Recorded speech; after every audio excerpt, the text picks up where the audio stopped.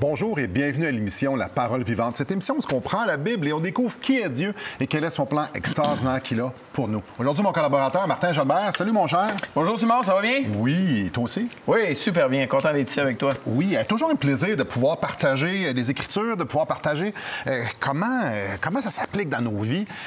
Et puis, l'émission d'aujourd'hui, on va te parler d'un sujet qui touche à peu près tout le monde. Je pense que tout le monde va pouvoir facilement s'identifier à cet aspect-là. Écoute, je crois qu'il y a deux genres de personnes dans la vie. On rentre dans deux catégories. La personne où ce qui a dit, ben moi, je n'ai fait beaucoup, Dieu pourrait jamais m'aimer. Garde, c'est impossible qu'il puisse me pardonner. Mettons que ouais, exactement. Et l'autre type de personne, c'est, non, je suis une bonne personne. Dieu devrait m'aimer. Vraiment, il n'y a comme pas d'entre-deux, c'est un ou c'est l'autre. En fait, je pense que la plupart d'entre nous, comme moi, c'est un petit peu mon histoire.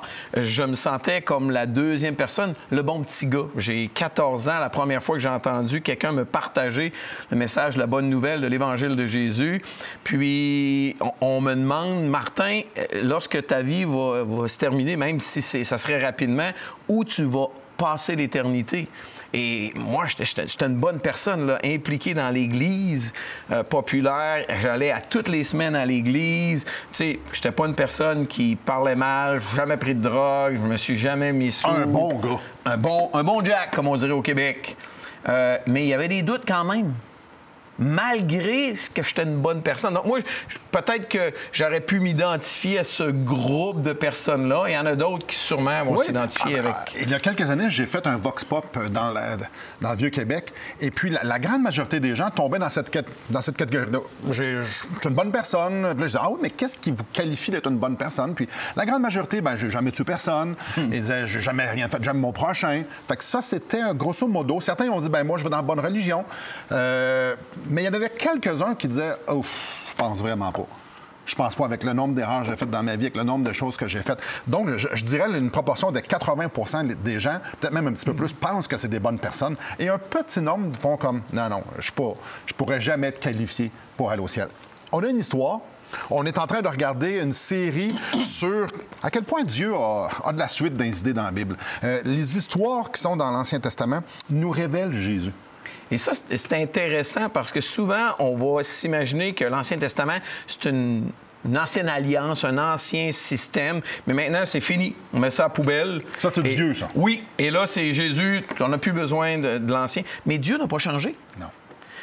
Et je dirais même que le Dieu qu'on voit dans le Nouveau Testament, qui est un Dieu de grâce, c'est le même dans l'Ancien Testament, qui aime les personnes qui sont dépourvues, qui sont pas bonnes, qui ont fait des choses graves. On le voit aussi dans le Nouveau Testament, mais on le voit aussi dans l'Ancien Testament. Puis moi, pour moi, ça s'appelle la grâce. Et aujourd'hui, on va regarder une histoire. C'est écrit mur à mur. Je suis gracieux. Donc, pour nous situer, on est au début du livre de Josué. Peut-être juste nous raconter en une minute ou deux qu'est-ce qui a été avant, qu'est-ce qui nous a apporté au chapitre 2 de Josué? Bien, l'histoire de Josué se passe après l'exode du peuple d'Israël d'Égypte, alors qu'il avait été esclave pendant 400 ans. Les fameuses histoires avec Moïse. Moïse qui a été le libérateur d'Israël, qui a donné les commandements, la loi au peuple de Dieu. Ils sont sortis, ils ont passé 40 ans à virer en rond dans le désert. Et là, ils arrivent sur le bord de la terre promise. Ils vont traverser le Jourdain. On va en discuter dans une autre émission. Puis là, on a cette histoire-là. Ils vont arriver à la ville de Jéricho. Mais avant d'attaquer, avant même de traverser le Jourdain, Josué va envoyer quelques éclaireurs. La Bible va dire des espions. Alors, les éclaireurs, eux autres vont là pour voir contre qui ils vont s'attaquer. Dieu a fait la promesse au chapitre 1. Tout lieu que foulera la plante de votre pied, je vous le donne, comme je l'ai dit à Moïse. Et Dieu dit, je vais être avec vous. Inquiétez-vous pas. Regarde, je vais être avec vous, je ne vous abandonnerai pas. Fait que Josué, lui, fait comme sur les promesses de Dieu, sur la fidélité de Dieu qui a été prouvée. On envoie les espions, on envoie les gens qui vont aller explorer. Et les deux gars, ce qu'on voit au chapitre 2, ils vont à une place vraiment spéciale. Par providence, ils s'en vont chez Rahab. Peut-être nous expliquer un peu C'est qui, Rahab? Bien, il arrive dans une ville, la ville de Jéricho. J'ai eu le privilège de visiter la ville de Jéricho déjà à 3 reprises. Il y a beaucoup de gens qui disent que c'est peut-être la plus vieille ville du monde. Mais c'est dur à dire, mais je pense qu'on reconnaît 28-30 niveaux d'occupation. Donc, un niveau d'occupation, Simon, là, c'est lorsque les gens vivaient. Puis là, il y a eu une guerre, il y a eu une destruction. Puis à l'époque, qu'est-ce qu'on faisait? C'est qu'on nivelait, puis on bâtissait par-dessus. 28? 28-30, dans ces coins-là. Au moins 26. Okay. Ça, c'est sûr et certain. Donc, les archéologues sont capables de découvrir. Donc là, les espions arrivent là. Et également, la ville a, c'était classique à l'époque, un mur de remblai, un mur de protection. Et en fait, cette ville-là était unique parce qu'elle en avait 2. C'est-à-dire un extérieur qui était situé en haut d'un talus. Donc, pour rendre la chose encore plus difficile, il fallait monter un genre de remblai de terre. Puis en haut du remblai, il y avait un mur très haut. Je me souviens plus des petits détails. Puis là, il y avait les gens de la ville, les gens plus pauvres, les gens moins bien nantis qui vivaient dans cette partie-là. Puis au centre, il y avait les archéologues ont clairement découvert un autre mur de protection. Et à l'intérieur, donc plus loin, c'était les gens plus riches de la ville, plus bien nantis. Et là, comme tu mentionnais, les 2 espions, les 2 éclaireurs de Josué vont arriver. Et le texte nous dit qu'ils partirent et arrivèrent dans la maison d'une prostituée du nom de Rahab et ils y couchèrent. Juste en partant, on fait « Hein? » OK. Il y a beaucoup plus de questions que de réponses. Ce qu'on sait, c'est qu'ils ont été là. Les raisons et tout ça, on ne sait pas trop. Le texte ne nous le dit pas. Chose certaine, pour Rahab, ça, c'est un geste de la providence de Dieu. Clairement, parce que le texte qu'on va continuer de lire nous montre qu'il avait entendu parler de bien des choses. Israël était sorti d'Égypte, puis cette sortie d'Égypte-là s'était faite non sans fracas. Énorme. En arrivant pour se rendre dans le pays d'Israël, il y a eu plusieurs guerres, plusieurs rois qui avaient été détruits. Et là, évidemment, il n'y avait peut-être pas l'Internet à l'époque, mais les nouvelles se communiquaient. Clairement. Et donc, là, il arrive et Dieu a permis que ces 2 hommes-là entrent chez Rahab. On va prendre une pause. Et puis après la pause, on va justement regarder c'est qui Rahab. Et ce que Martin vient juste de mentionner, c'était quoi elle, son opinion sur le peuple d'Israël? Sur le Dieu du peuple d'Israël. Et vous allez voir, ça va tout changer. J'aimerais, avant d'aller à la pause, vous offrir quelque chose. Le livre Destination finale de Marc Haïl. Marc Haïl a pris les Écritures et répond dans ce livre-là aux grandes questions. Pourquoi on est ici? Pourquoi Dieu nous a créés? Pourquoi Jésus? On s'en va où après la mort? Y a-t-il quelque chose après la mort?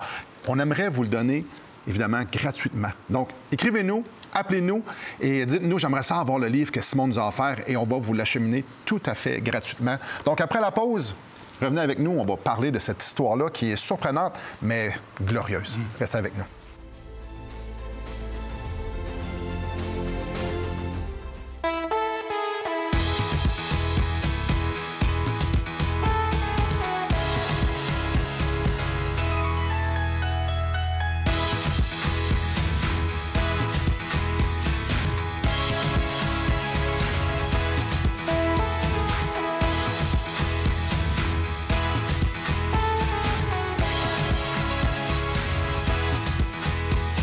Pour en savoir plus, visitez radioespoir.ca. Bonjour à vous. Quand même une histoire assez surprenante. Le peuple d'Israël est aux portes de Jéricho. Dieu lui dit « Va conquérir le pays de Canaan ». Ça, c'est la première chose à faire. Josué envoie 2 espions. Les 2 espions, pour aller voir comment ils étaient pour prendre la ville, contre qui il avait affaire, s'en vont chez une prostituée. Bien, on ne sait pas beaucoup de détails. Pourquoi ils ont rentré dans cette maison-là? C'était tout de même 2 hommes et on pourrait faire un paquet de suppositions. Dans un sens, peut-être aussi pour ne pas éveiller beaucoup de soupçons. Une prostituée, ça accueille à peu près n'importe qui veut bien y aller. La chose certaine, c'est que Dieu veut nous montrer quelque chose. Et l'emphase n'est pas tant sur les hommes, mais plus sur Rahab. Sur la dame. Il s'est dit à plusieurs reprises que c'est une prostituée. Alors, c'est important dans l'histoire, ça. Est-ce une bonne femme?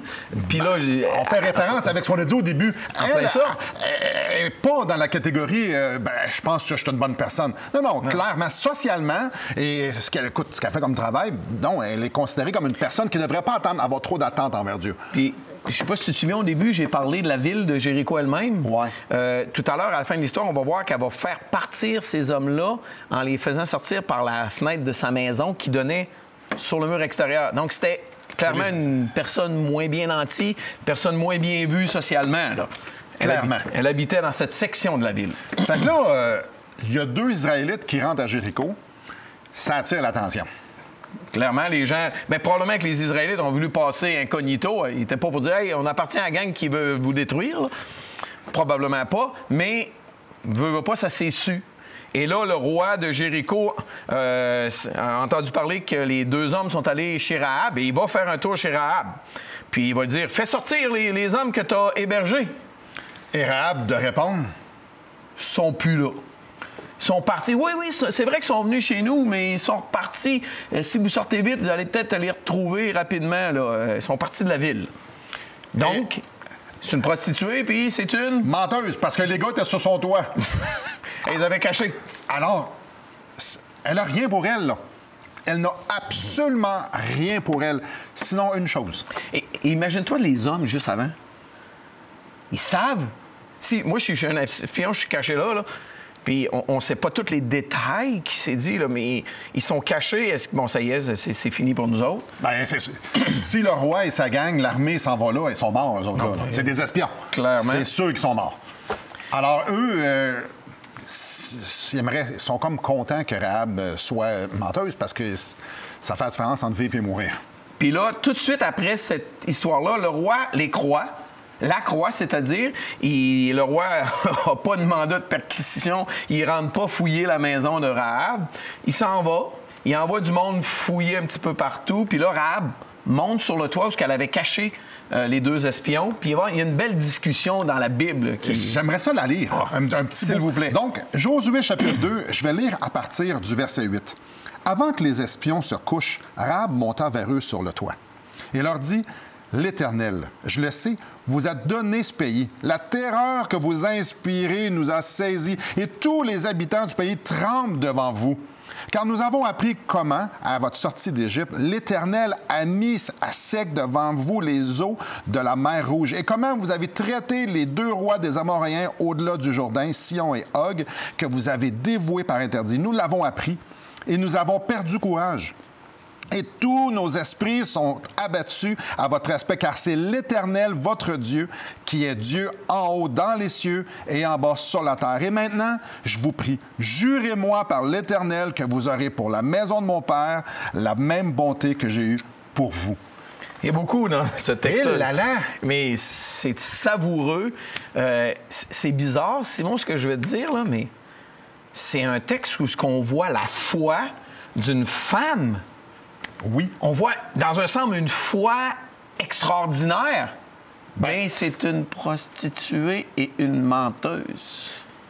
C'est spécial comment une prostituée, une menteuse, voit les merveilles que Dieu a fait et que ça l'attendrit son cœur et à un tel point qu'elle en a la crainte, mais une crainte respectueuse, une crainte de dire « Hey, j'en veux, moi, de ça. » J'en veux. Donc, elle, là, les espions, là, c'était une grâce pour elle que les espions aient la voir parce qu'elle regarde ça et elle fait « Wow! » En fait, sa conclusion de tout ce qu'elle a entendu, excuse-moi, mais aux nouvelles, oui. Peut-être pas le bulletin de TVA ou de Radio-Canada, là, mais aux nouvelles qui se disaient « C'est impossible que ce soit quiconque d'autre que le seul vrai Dieu qui vous a permis de faire ça. Votre Dieu, c'est le vrai Dieu. » C'est spécial, je pense à ça parce que pour le peuple d'Israël, une des raisons pourquoi ils ont erré pendant 40 ans dans le désert, c'est parce qu'ils Ils ont manqué de foi. Ils ont manqué de foi. C'est parce qu'eux, ils ont vu toutes les mêmes choses qu'eux autres, ils ont entendu parler. Puis les autres, ils vont comme, hey, on était donc bien.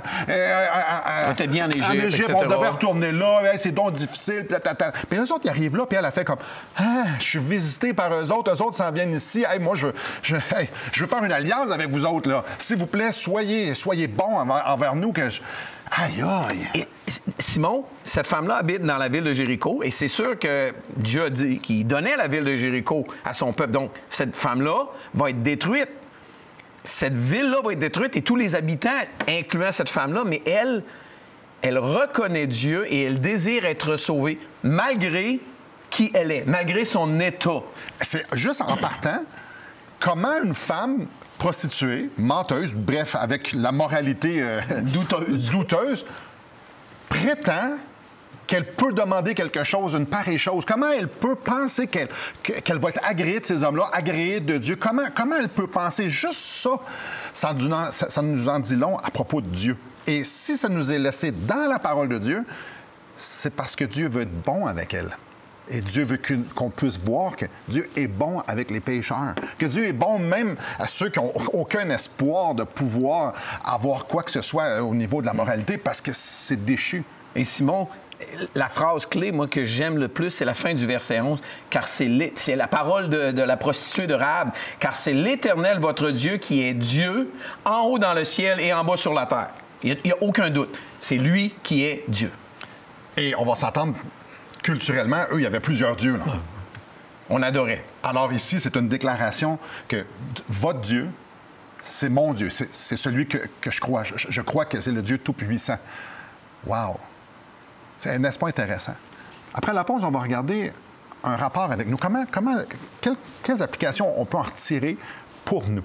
Restez avec nous. Depuis maintenant 15 ans, nous avons l'immense privilège d'annoncer la bonne nouvelle de Jésus-Christ. Par la grâce de Dieu, nous avons fait plus de 500 émissions, distribué gratuitement des milliers de livres et que dire des centaines de personnes qui ont répondu par la foi à l'appel de Jésus. Aujourd'hui, nous aimerions inviter ceux qui ont reçu cette bonne nouvelle à faire équipe avec nous. Aimeriez-vous avoir un impact dans la francophonie pour l'Évangile? Joignez notre équipe en participant financièrement à la production de l'émission et en nous permettant de continuer à offrir de la littérature gratuitement à ceux qui sont ouverts à l'Évangile. Contactez-nous. Il nous fera plaisir de vous partager comment vos prières et vos dons peuvent faire la différence.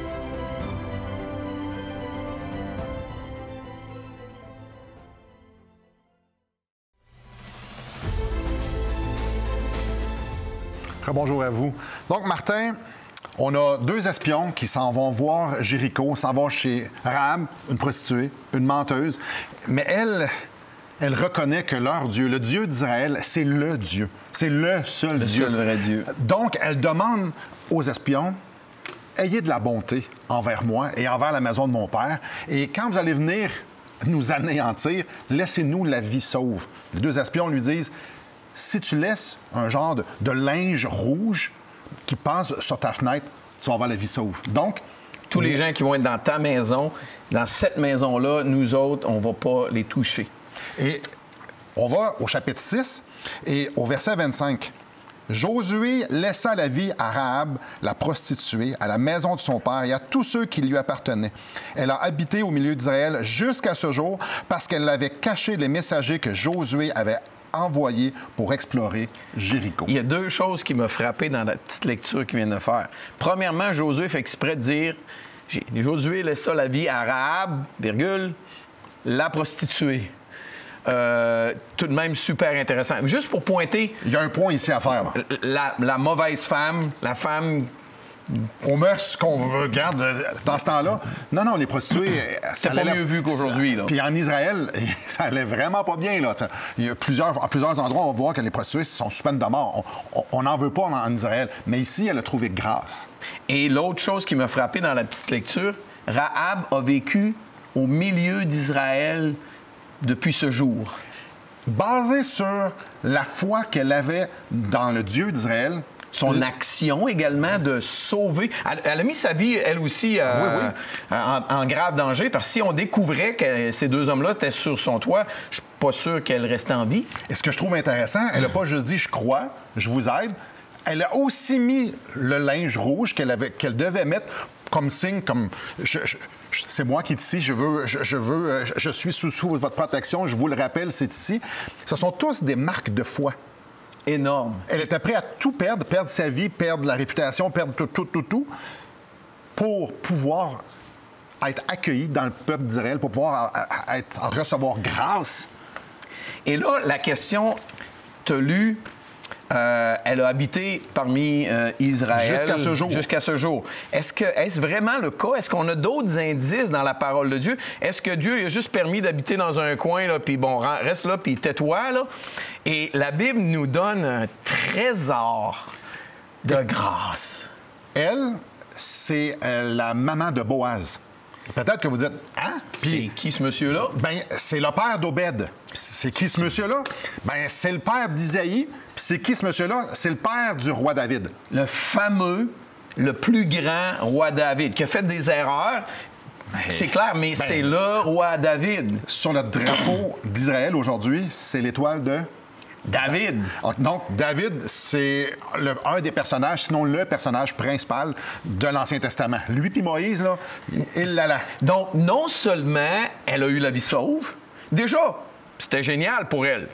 Mais Dieu, dans sa grâce, et c'est ça qui est beau de la parole de Dieu, de l'Ancien Testament, ça nous montre que Dieu a toujours été gracieux. Pas seulement dans le Nouveau Testament en Jésus, mais il y a toujours... C'est une des attributs, une des caractéristiques de la personne de Dieu. Dieu est gracieux. Et donc, elle devient l'arrière-arrière-grand-mère du roi David. Mais non seulement ça, je peux-tu te lire un autre passage dans le Nouveau Testament où ce qu'on parle, savais-tu, de Rahab? Ben oui, je le savais. Mais juste pour être certain que nos auditeurs le savent, Rahab était plus que l'arrière-grand-mère de David. Beaucoup plus. Parce que lorsque Jésus est venu sur planète Terre, les Juifs attendaient un sauveur, puis on l'appelait tout le temps le fils de David. Puis le fils de David, dans le Nouveau Testament, c'est clair, ça veut dire simplement l'ancêtre de David. Et laissez-moi vous lire les premières paroles du Nouveau Testament. L'Évangile de Matthieu au chapitre 1, ça commence « Voici la généalogie de Jésus-Christ ». Tout de suite après, fils de David. Et quelques versets plus loin, ça dit « Salmon eut Boaz de Rahab ». On mentionne à peu près jamais le nom des mères dans la généalogie. Ici, oui. La deuxième qui est mentionnée, c'est Rahab. En passant, les deux premières qui sont mentionnées, ce sont des prostituées. Dans la généalogie peut-être la plus précieuse de toute la Bible, de l'homme le plus important qui a jamais marché sur planète Terre, le Fils de Dieu, Dieu lui-même, Jésus, on mentionne deux prostituées, dont Rahab, celle qui nous intéresse ce matin. Moi, je suis excité, Simon, à lire la grâce de Dieu comme ça. Mais j'aimerais rajouter deux choses. La première, c'est que Dieu a fait une grâce spéciale en lui laissant la vie sauve, elle et sa famille, mais l'a inclus dans son peuple. Elle qui n'était pas une juive. C'est pas une juive. Puis elle avait aucun qualificatif, là. Sinon qu'elle croyait que Dieu était le seul Dieu. Elle a été l'arrière-grand-mère de David, qui est pas peu dire. Pour nous, on fait comme, ben là, il me semble que vous en faites un grand plat. Oui, attendez un instant. Pour Israël, engendrer des enfants, engendrer un roi, c'est énorme. Un privilège immense. Mais dans Matthieu chapitre 1, tu as lu le verset 5, tu as dit « Salmon engendra Boaz de Rahab ». Tantôt, Josué a donné la vie sauve, a laissé la vie sauve à Rahab, la prostituée. Mais dans la généalogie de Jésus, ce n'est plus une prostituée. C'est Rahab. Elle fait partie de la famille. Du peuple de Dieu. Et la même chose pour Ruth. Oui, Ruth. Partout dans Ruth, dans l'histoire de Ruth, c'est Ruth la Moabite, qui voulait en dire beaucoup. Ici, c'est juste Ruth. Alors, n'est-ce pas intéressant que d'une prostituée menteuse, elle est maintenant dans la famille de Dieu. Elle est maintenant sur la lignée de Jésus. Et aujourd'hui, on en parle comme étant un modèle de foi parce qu'elle a reconnu que l'Éternel... Et j'aimerais juste le mentionner. Hébreux 11. J'allais le dire. Hébreux 11, c'est les héros, là. La galerie des plus grandes personnes de foi. On parle de Noé, d'Abraham, d'Isaac, Jacob, Joseph, Moïse, de Josué. Et Rahab est là. Verset 31 de Hébreux 11, c'est par la foi que Rahab, la prostituée, ne périt pas avec les rebelles parce qu'elle avait reçu les espions avec bienveillance. Par la foi. C'est la dernière qui est nommée. Et dans Simon, Hébreux 11. mentionnons, elle a eu la vie, puis on y reviendra à la dernière partie de l'émission, à cause de sa foi. Alors, ça n'a rien à voir avec ce qu'elle a pu faire dans la vie. Elle n'a pas gagné le mérite. Elle n'a pas gagné la bienveillance. Elle aucun mérite. Elle ne s'est pas présentée devant Dieu avec des bonnes œuvres. Ben non, c'est une prostituée menteuse. Non plus avec toute son injustice, toute sa moralité souillée, dire « Regarde, je mérite rien ». Non, elle s'est présentée à Dieu en disant « T'es Dieu, j'ai besoin de toi ». Reconnaissant sûrement ses erreurs et changeant son style de vie pour se marier à Salmon. Après la pause, on va regarder comment ça s'applique personnellement à moi à Martin et à vous. Restez avec nous.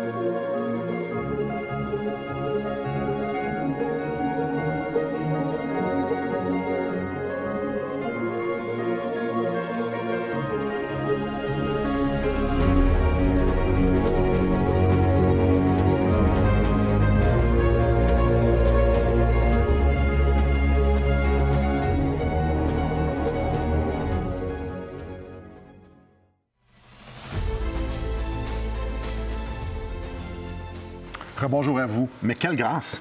Tellement un sujet passionnant de voir l'histoire, ce trésor de l'Ancien Testament qui nous montre qui Dieu est, un Dieu qui est toujours prêt à faire grâce. Et faire grâce, c'est pas donner simplement, quelque chose de bon à quelqu'un, c'est de gracier, qu'on pourrait dire, OK, je l'oublie, celle-là, mais de donner en surplus. Et moi, ce qui me frappe, c'est que je crois que Dieu nous a laissé cela pour qu'on puisse s'identifier puis voir que tout ça est aussi disponible pour moi, pour toi, pour chacun des auditeurs de l'émission La Parole Vivante. Cette grâce-là est disponible pour chacun d'entre nous. Est-ce que vous la désirez? Mes chers amis, j'aimerais vous faire la lecture de Romains chapitre 6, verset 23. « Car le salaire du péché, c'est la mort. Mais le don gratuit de Dieu, c'est la vie éternelle en Jésus-Christ, notre Seigneur. » Chers amis, c'est un verset qui démontre la grâce de Dieu. Peu importe où ce que les gens sont. Car le salaire du péché, c'est la mort. Nous méritons d'être séparés de Dieu parce que nous sommes tous des pécheurs. Ça n'existe pas des bonnes personnes pour Dieu. Nous sommes tous des pécheurs. Nous transgressions ses lois. Mais Dieu est gracieux. Il nous donne un don gratuit, que ça nous dit 2 fois grâce sur grâce.